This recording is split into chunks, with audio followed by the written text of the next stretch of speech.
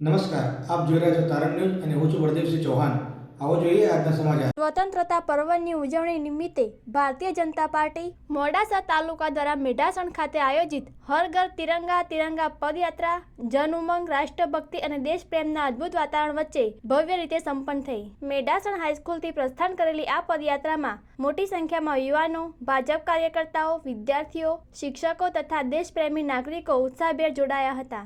આ પ્રસંગે મોડાસા વિધાનસભાના ધારાસભ્ય શ્રી ભીખુસિંહજી પરમાર સાહેબ, મંડળ પ્રભારી શ્રી ઇન્દ્રજીતસિંહ રાઠોડ, તાલુકા સંગઠન પ્રમુખ શ્રી મહિપાલસિંહજી, જિલ્લા પંચાયત કારોબારી અધ્યક્ષ શ્રી ભીખુસિંહજી, તાલુકા પંચાયત પ્રમુખ શ્રીમતી ભારતીબેન ખોટ, મહામંત્રી શ્રી જીતુભાઈ, મોરચા પ્રમુખ શ્રી દિનેશભાઈ, ઉપપ્રમુખ શ્રી રાકેશભાઈ, શાળાના પ્રમુખ શ્રી, ટ્રસ્ટીઓ, આગેવાનો તથા ભાજપના સૌ કાર્યકર્તાઓ અને ગ્રામજનો વિશેષ ઉપસ્થિત રહ્યા હતા.